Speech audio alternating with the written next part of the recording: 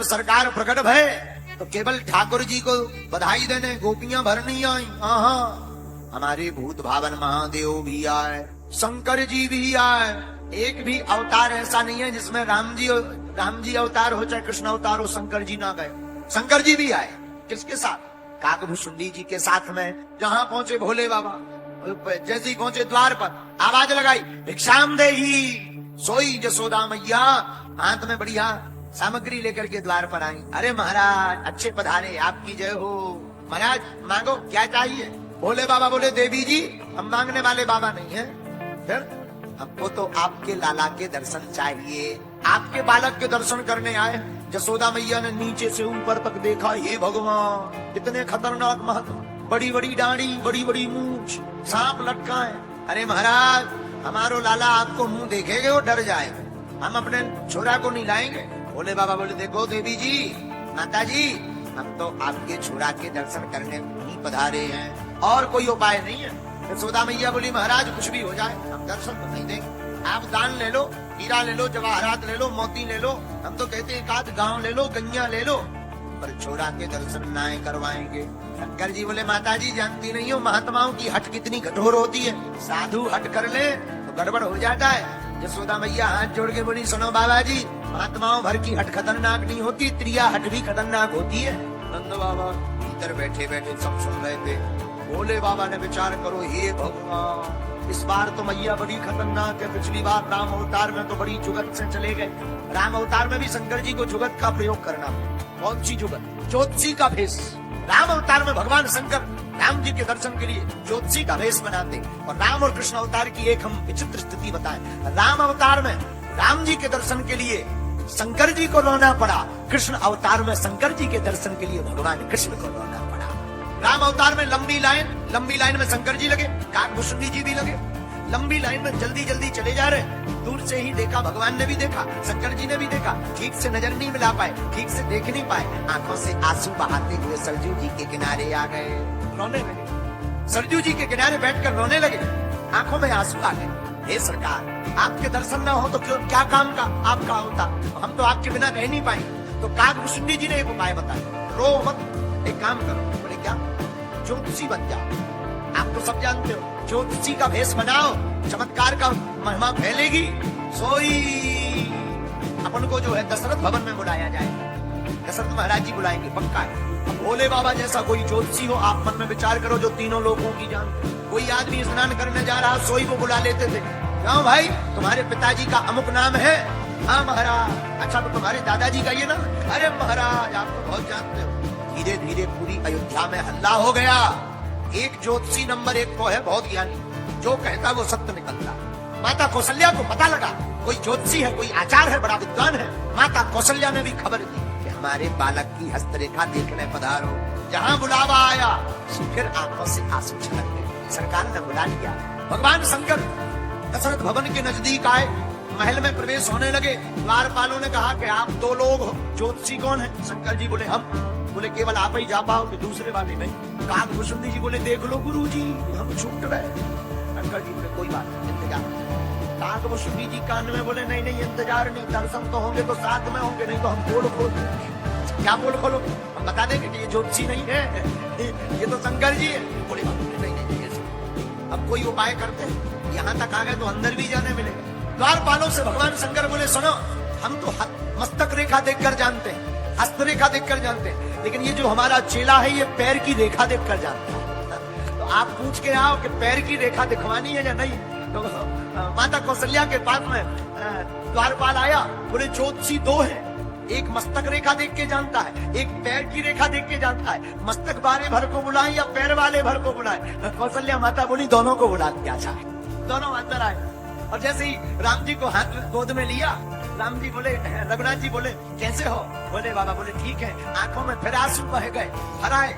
राम जी बोले चिंता मत करो, इस बार हमारे दर्शन के लिए आपको रोना पड़ा, द्वापर युग में आपके दर्शन के लिए हम रो करके अपना बदला चुका है। ये समानता है रामचरितमानस और श्रीमद् भागवत पुराण की, यही अद्भुतता, अद्भुत विशेषता। भगवान शंकर द्वार पर पहुंचे। यशोदा मैया ने कहा महाराज एक बात, क्या आपने कभी विचार किया कि भगवान राम दिन में आए, भगवान कृष्ण रात में क्यों आए? रात को वो भी 12 बजे, कम से कम 3 बजे आए तो सुबह आ जाते ब्रह्म मुहूर्त, या 8-9 बजे 7-8 बजे फ्री हो गए, 12 बजे ही क्यों हुआ? क्या 1 महीने के लिए राम अवतार में सूर्य भगवान गए ही नहीं, अरे ही नहीं। अच्छा, जब सूर्य नहीं गए तो चंद्रमा कहां से आया? सूर्य जाएंगे, दिन जाएगा, तभी तो रात आई। 1 महीने तक दिन गया ही नहीं, रात बेचारी रो रही, लगी रोने। रात ब्राह्मणों ने किया हवन, हवन का धुआं राम जी के महल में भी गया, तो झुकती हुई लुकती हुई रात धुआं का पर्दा लेकर धुआं के साथ चलती हुई रात भगवान के भवन में पहुंच गई। रात भगवान के पीछे जाकर रोने लगी। भगवान ने मुड़ के देखा, कौन रो रहा, कौन हो? हाथ जोड़ के रात बोली, महाराज मैं हूं रात। रो क्यों रही? रोइए ना तो हंसिए, क्यों? 1 महीना हो गया हमारा नंबर, 1 महीने से सूर्य भाई साहब सनलाइट दे रहे, न सो रहे न जा रहे। अब वो जाए तो हमें जाने आने की टेंशन नहीं है, हमें टेंशन ये है कि आपने जब अवतार लिया तो वो रूप बड़ा दिव्य था, उसका दर्शन सूर्य भगवान को तो बहुत अच्छे से हो गया, हमें नहीं हुआ। ना जाने दिन को तो बहुत अच्छा लाभ मिला, हम तो रात है वैसे ही अंधेरे हैं, हमारा नाम वैसे ही बदनाम है, ऊपर से आपके दर्शन नहीं मिले तो कलंक लग जाएगा। भगवान राम बोले, रात रो मत। एक बात बताओ, तुम सबसे ज्यादा अंधेरी कब होगी? बोली भाद्रपद में। ठीक, तुम रो मत। अभी हम सूर्य वंश में आए तो दिन में आए, हम चंद्र वंश में जब आएंगे तो चिंता मत करो, तुम्हारे साथ अन्याय नहीं होगा। जैसे हम इधर दिन में 12 बजे आए, उधर भादों में आधी रात को रात्रि में 12 बजे आएंगे। ये भगवान का स्वभाव, यही भगवान की कृपा। भगवान किसी के साथ भी अन्याय नहीं करते, अधर्म के साथ भी नहीं, धर्म के साथ भी नहीं। इसी का नाम मोक्ष है। जो जीते जी सुख और दुख की समान अवस्था में रहे, इसी का नाम मोक्ष है। इसलिए भगवान मोक्ष देने वाले परमात्मा।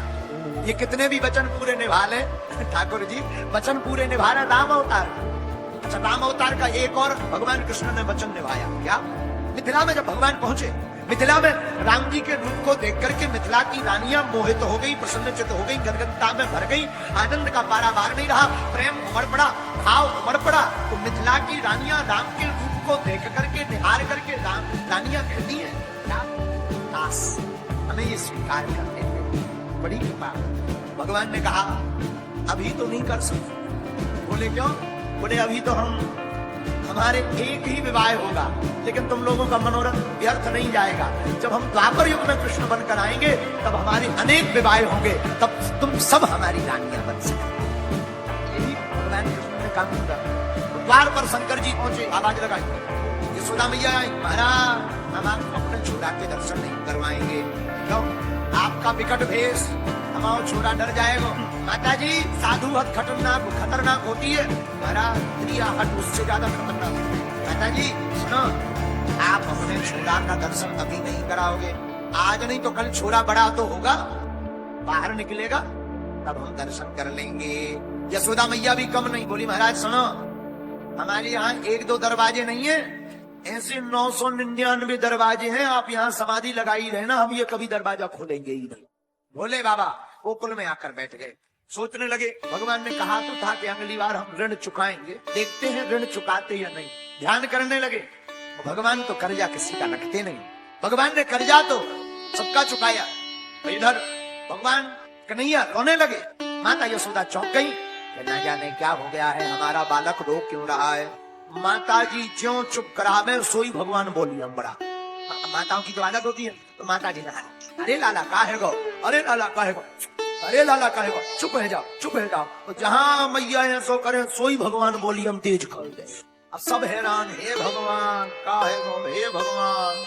गोपियां आ गई, जादू टोना तो नहीं होगा, गौ ने नजर तो नहीं लग गई, सब अपने अपने उपाय करने लगे। वो क्यों गोपियां हाथ में ले गए, सोई भगवान ने अपनी भारम को बोली हम तेज कर।